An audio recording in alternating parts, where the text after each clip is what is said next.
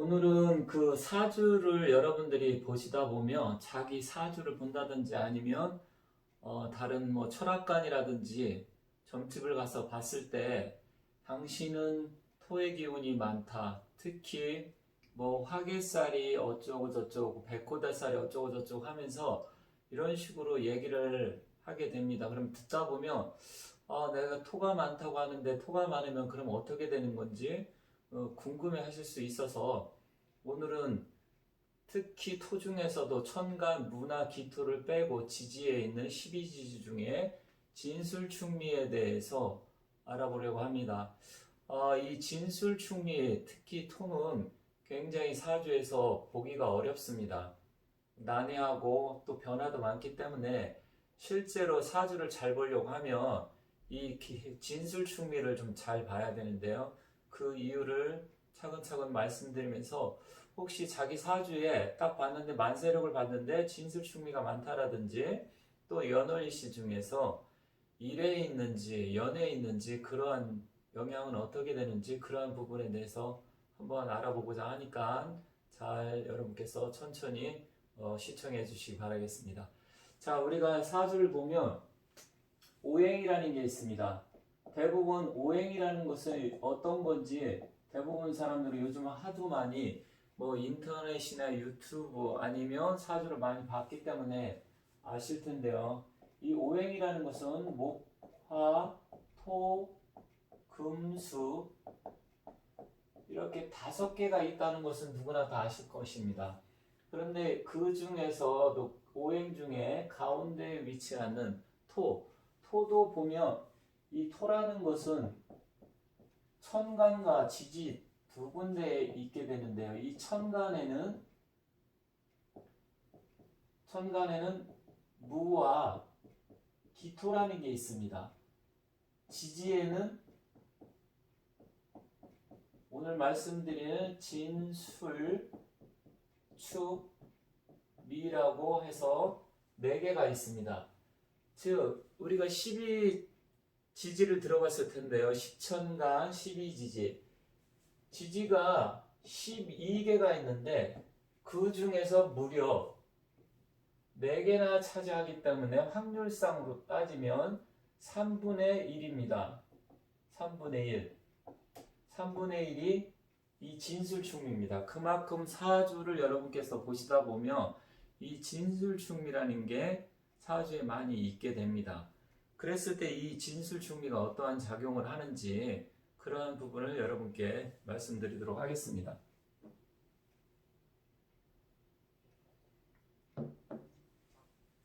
자, 우리가 사주를 보게 되면 특히 이 진술충미는 앞에서도 말씀드렸듯이 보는 게 굉장히 쉽지는 않다, 어렵다. 진술충미를 잘 봐야 사주를 정확하게 감명을 할 수 있다 이렇게 말씀드릴 수 있는데요.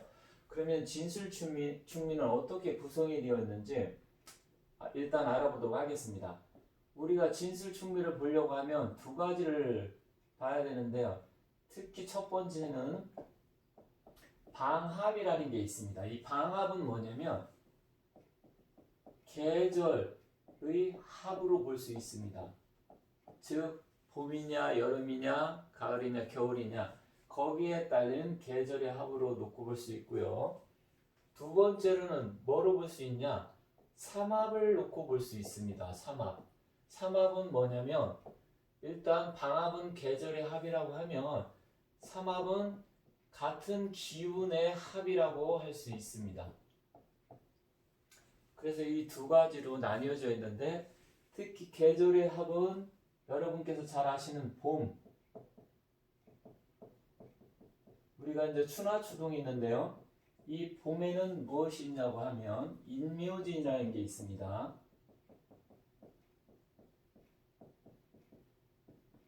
그리고 여름.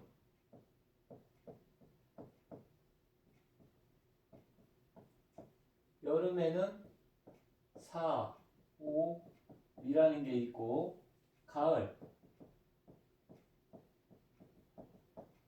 가을에는 신, 유, 술이라는 게 있습니다. 그리고 겨울. 이제 겨울이 다 됐죠, 절기상으로. 그러면 이 겨울에는 해, 자, 축이라는 게 있습니다. 자, 여기서 이게 어떤 의미냐면 봄의 기운에서 인묘지는 1월, 2월, 3월, 여름은 4월, 5월, 6월 이런 식으로 해서 해자축은 10월, 11월, 12월 이렇게 나뉘어집니다. 자, 여기서 이 계절의 마지막에 진술충미가 해당이 되는데 우리가 이것을 계절이 바뀌는 것을 뭐라고 하냐면 환절기라고 합니다. 환절기 여러분들 다 아시죠? 환절기란 말은 계절이 바뀌는 시기라고 합니다. 그것을 환절기라고 하는데, 즉 환절기에 우리가 해당이 되면 어떤 변화가 일어나냐면, 예를 들어서 겨울에서 봄으로 넘어가려고 하면 봄이 어느 정도 온 듯 싶으면 꽃샘추위가 오고 또 변화도 심하고 바람도 많이 불게 되고 다시 또 따뜻해졌다 추웠다 이런 것을 반복을 하게 됩니다. 물론 또 뭐 가을에서 겨울로 넘어가려고 하면 갑자기 뭐 바람도 몰아치게 되고 때로는 늦게 태풍도 오게 되고 그러한 변화적인 여러 가지를 겪고 난 후에 입동이 오면 겨울로 들어가게 되는데요. 그만큼 이 진술충리라고 하는 것은 굉장히 변화가 심하게 됩니다. 그러다 보니까 그 속에 숨어 있는 그러한 부분을 제대로 알지 못하게 된다고 하면 사주를 감명하기도 쉽지 않고 그 사람의 성격이라든지 앞으로 어떻게 벌어질지 그러한 부분에 대해서 좀 어려운 부분이 있는데요. 앞에서도 말씀드렸지만 이 진술충리는 우리가 토의 기운이라고 했습니다. 토라고 일반적으로 오행에서는 얘기를 하는데, 자, 그런데 여기서 해당된 걸 보면 봄에도 인묘 다음에 진이 들어와서 토가 들어가 있고, 여름에도 토가 들어가 있고, 가을, 겨울에 다 토가 들어가 있습니다. 그래서 우리가 이 진술충리는 무조건 토의 기운으로만 보면 안 됩니다. 그 이유는 다시 한번 말씀드리지만 각 계절에 맞게 마지막 절기상으로 봤을 때 여기는 입하가 들어오기 전에 봄에 진이 들어가 있고요. 여기는 입추가 들어오기 전에 미가 들어가 있습니다. 마찬가지입니다. 술도 입동이 들어오기 전에 들어있지만 해자축은 겨울의 기온이고 인묘지는 봄의 기온이며 인묘지는 우리가 오행으로 봤을 때 나무의 기운, 목의 기운이고요. 여름은 화의 기운입니다. 가을은 뭐예요? 금의 기운이고 그리고 겨울은 수의 기운인데 자, 오행으로 봤을 때 아까 가운데는 토가 빠져있죠.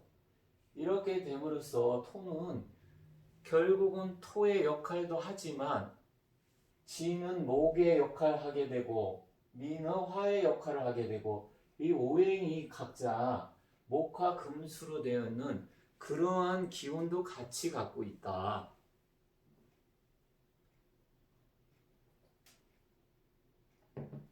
우리가 오행의 기운으로 놓고 봤을 때 목은 목의 기운으로 보지만 지는 이렇게 됐을 때는 토의 기운보다는 목의 기운에 가깝습니다. 그래서 사람은 자기가 태어난 날을 기준으로 해서 몇 월 달에 태어났느냐가 제일 중요한데요. 그 중에서도 이 진술 충미월에 태어난 사람이 사주 보기가 가장 까다롭습니다. 그래서 자기가 태어난 달이 이 진술 충미월이라고 하면 일반적으로 보는 사주의 그 개념보다는 설령 이 사람이 토의 기운을 갖고 태어났지만 봄에 태어났다 그런 의미도 있고요. 그리고 미는 토지만 여름에 태어났다 화의 기운이 있다 이런 식으로 봐야 됩니다. 그 이유도 아까 앞에서 말씀드렸듯이 이 절기가 바뀌는 이 환절기에 해당되는 기운이기 때문에 각자 그러한 영향이 남아 있습니다. 그런데 여기서 또 한 가지 조금 더 깊게 들어가면 그러면 이 진이라는 것은 봄의 기운을 갖고 있다고 하는데 봄에서 여름으로 넘어가는 이 사의 전입니다. 그러니까 여름의 기운에 전에 소속이 되어 있죠. 그러다고 보면 이거는 아까 봄이라고 말씀드렸는데 봄과 여름의 중간 사이에 있다. 그래서 역시 여름의 기운도 나름대로 갖고 있다. 즉 진이라고 해서 다 토가 아니고 또 봄의 기운이지만 여름의 기운도 이제 서서히 갖고 있다. 왜 그러냐면 우리가 계절이 바뀌는데 갑자기 어느 날 갑자기 확 오지는 않아요.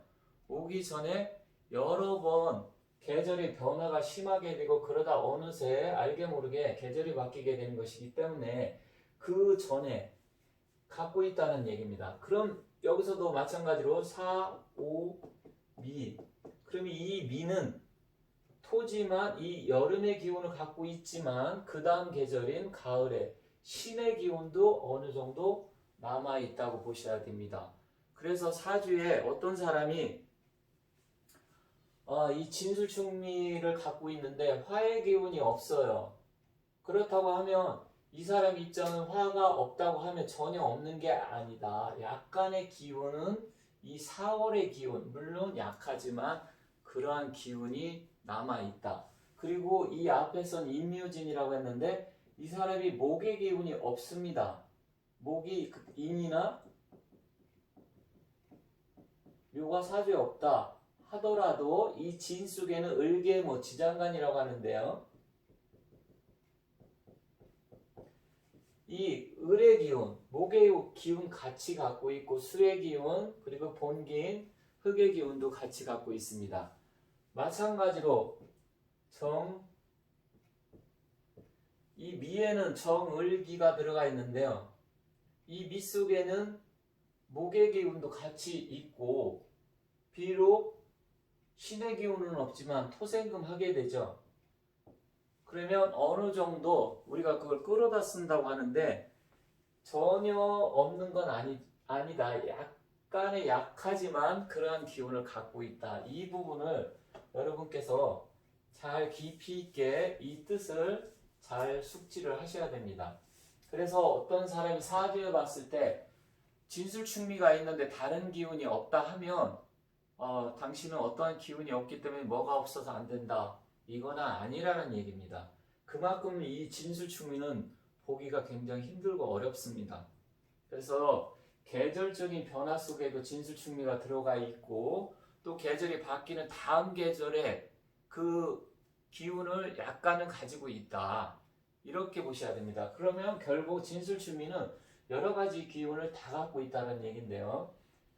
지금 방합의 기운, 계절이 바뀌는 걸 봤으니까 이번에는 삼합의 기운을 놓고 보도록 하겠습니다. 자, 삼합에 우리가 목의 기운을 보면 이거는 다르게 보도록 하겠습니다. 일단 인호술,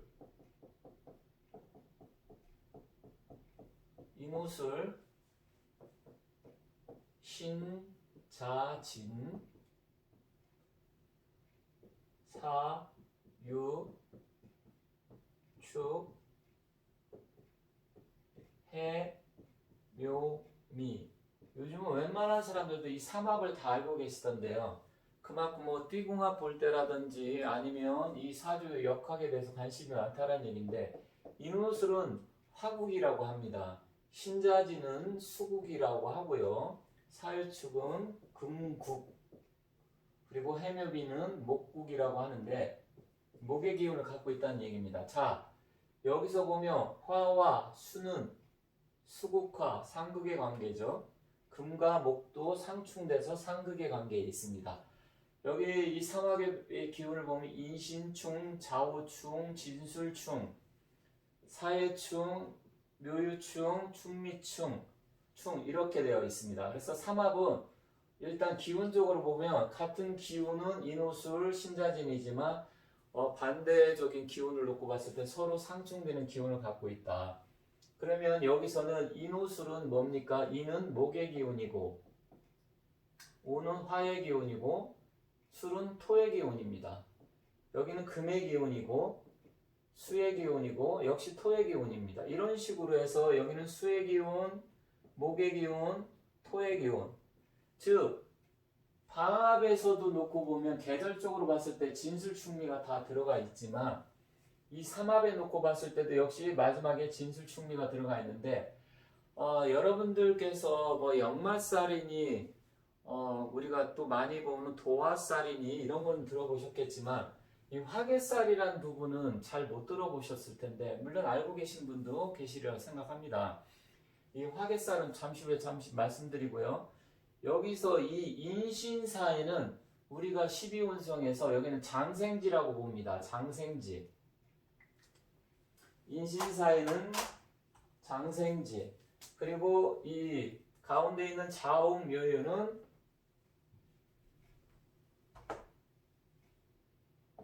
왕지라고 하는데요. 왕지. 그리고 이 진술충미는 뭐라고 하냐면 묘고라고 합니다. 묘고. 묘고. 뭐 창고 의미도 있고요. 묘라는 의미도 있는데 그래서 우리가 이 생왕지, 생지, 왕지, 묘지 이렇게 해서 진술충미는 12운성에서 묘지를 나타냅니다. 그러면서 12신살에서는 화개살을 나타내는데 그 부분에 대해서 잠시 후에 말씀드리고요. 자, 여기서 보면 앞에서도 봄, 여름, 가을, 겨울에 계절적인 의미로 했을 때 진술충미가 봄이지만 토이지만 봄의 기운을 갖고 있고 여름이지만 토이지만 또 여름의 기운을 갖고 있고 또 가을 역시 봤을 때 토의 기운이지만 가을에 금의 기운을 갖고 있다 말씀드렸는데 여기서는 자 토지만 인호술 화국이니까 화의 기운을 갖고 있습니다. 그리고 신자진 토지만 여기서는 또 수의 기운을 갖고 있습니다. 그리고 사유측 금이지만 여기서는 토지만 금의 기운을 갖고 있고 해묘미 역시 토지만 목의 기운을 갖고 있습니다. 자, 그러면 진술충민을 이렇게 놓고 봤을 때 각자 토의 기운이지만 봄, 여름, 가을, 겨울 기운을 다 가지고 있고 또한 삼합을 놓고 봤을 때도 역시 화의 기운, 수의 기운, 금의 기운, 목의 기운 다 갖고 있습니다. 그러면 이 진술충미를 갖고 있다는 것은 무슨 얘기냐면 진술충미가 많다는 얘기는 어떤 그 재주나 재능이 일단 다른 사람보다는 좀 뛰어난 경향이 있다 이렇게 보시면 됩니다. 왜 그렇습니까? 여기서 지금 말씀드렸지만 방학과 삼합의 기운을 놓고 봤을 때 각자 다른 오행의 기운을 다 갖고 있어요. 그래서 진술충미를 또 다른 어려운 말로 뭐 따질 때 잡기, 재관격 뭐 이런 얘기도 있는데 일단 이 진술충미는 이러한 기운을 갖고 있기 때문에 여러분들께서 사주를 놓고 봤을 때 그냥 진술충미를 단순하게 토로만 보면 절대로 안 된다. 이 부분을 꼭 명심하셔야 됩니다. 물론 뭐 사주를 요즘 굉장히 많이 공부하시고 연구하시는 분도 많기 때문에 그런 부분에서 충분히 아시리라 생각하지만 사주에 대해서 잘 모르고 그냥 단순하게 어딜 보러 갔는데 당신은 토가 많아서 이렇다. 토로만 단정 지어서는 절대로 안 된다는 것을 꼭 명심하셔야 됩니다. 그리고 또 실제로 사주 명리학을 공부하시는 분들 같은 경우 이 진술충미를 깨닫지 못하게 되면 이 사주 명리학의 학문적 깊이를 절대로 깨달을 수가 없습니다. 그만큼 이 진술충미는 토의 기운이지만 어렵고 심오하고 난해하기 때문에 특히 자기가 진술충미월에 태어난 사람 그러니까 자기 생월로 봤을 때 띠보다는 진이라는 건 용띠고 미는 양띠, 술은 개띠, 축은 소띠인데 이런 띠 그 부분보다는 태어난 월로 기준을 했을 때 이 계절의 변화가 왔을 때 그때는 이 임묘진, 이 진월에 태어난 사람은 단순하게 토의 기운으로만 보면 안 된다. 그리고 사오미, 미월에 태어난 사람은 단순하게 이거 토를 보면 안 된다. 이것을 꼭 명심하셔야 됩니다. 그래서 이 부분에 대해서 정확하게 알고 감명을 하고 또 상담하러 온 사람이라든지 아니면 자기가 사주를 공부하는 사람이라고 하면 이 부분을 정확하게 알고서 공부를 하셔야만 깊이 있게 깨달을 수가 있으니까 참고하시고요. 또 역시 마찬가지로 이 삼합의 기운을 놓고 봤을 때 여기서도 비록 토지만 화의 기운이 있고 또 진 토지만 수의 기운이 있다. 이러한 부분. 그렇게 된다고 하면 이 술 중에는 물론 이것은 술이라는 것은 이 병화의 묘구입니다. 병화의 고지고 또 이 진이라는 것은 임수의 묘고 고지고 그 다음에 이 사유축의 축이라는 것은 경금의 고지입니다. 그리고 해민미의 미는 간목의 묘구인데 일단 이러한 부분은 나중에 기회 있을 때 다시 제가 심도 있게 말씀드리고요. 일단 오늘은 이 간단하게 자기 사주에 만약에 이 사람이 이 진이 예를 들어 가지고서 진이 음력 3월이라고 했는데 어떤 사람이 태어난 그 경금 일간을 놓고 보겠습니다. 경금이라고 하면 경금한테는 목, 특히 간목은 편재가 되고 을목은 정제가 되는데 편재와 정제가 됩니다. 재물을 나타냅니다. 근데 이 사람이 3월에 태어났는데 인과 묘가 없고 간목과 을목이 없습니다. 그랬을 때 경금 입장에 봤을 때 진월에 태어났는데 당신은 재물이 없기 때문에 사주에 재물운이 없다. 이렇게 보시면 절대로 안 됩니다. 그 이유를 제가 앞에서도 말씀드렸죠. 이 진 속에는 목의 기운, 즉 재물의 기운이 있다. 이렇게 보셔야 됩니다. 그리고 여기서 보면 이 진은 토지만 수의 기운이라고 말씀드렸습니다. 그런데 어떤 사람이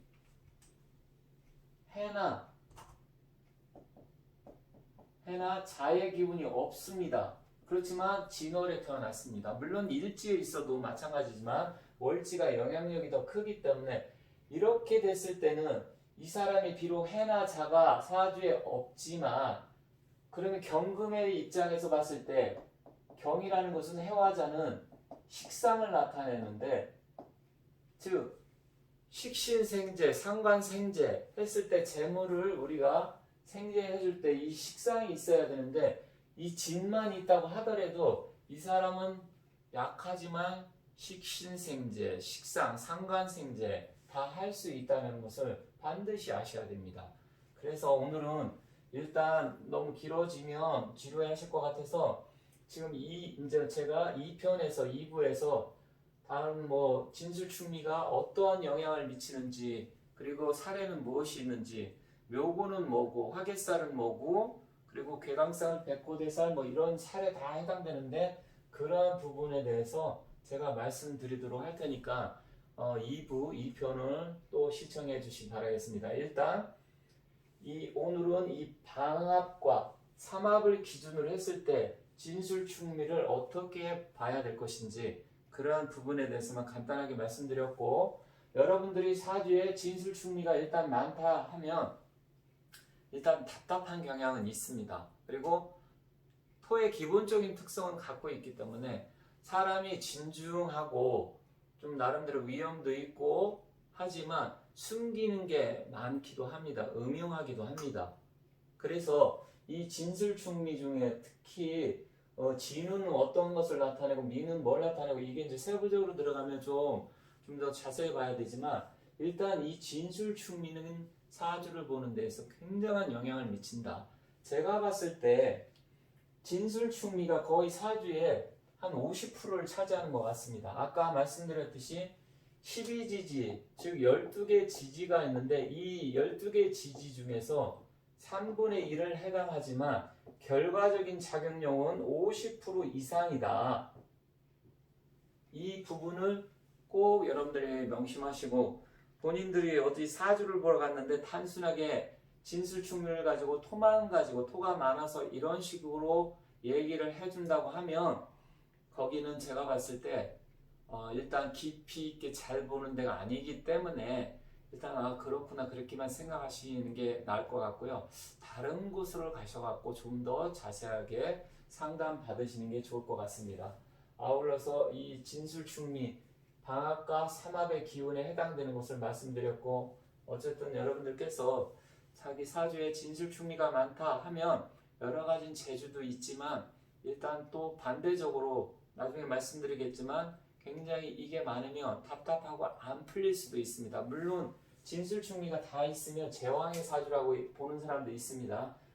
그리고 김영삼 대통령이 이 사주에 진술충리가 다 있었고 박정희 대통령은 인신사회가 다 있는데 사주에 그런 걸 제왕격 사주라고 우리가 보는데 일단 진술충리도 굉장히 중요하다. 너무 많으면 안 되지만 한두 개 있는 것은 커다란 문제가 안 되고 오히려 훨씬 더 도움이 된다. 그 부분을 말씀드리고 오늘 간단하게 어떻게 봐야 되는지 말씀드렸습니다. 자, 이상으로 마치고 제가 또 다시 2편에서 좀 더 자세하게 진술충리의 본격적인 영향에 대해서 알아보고 말씀드리도록 하겠습니다.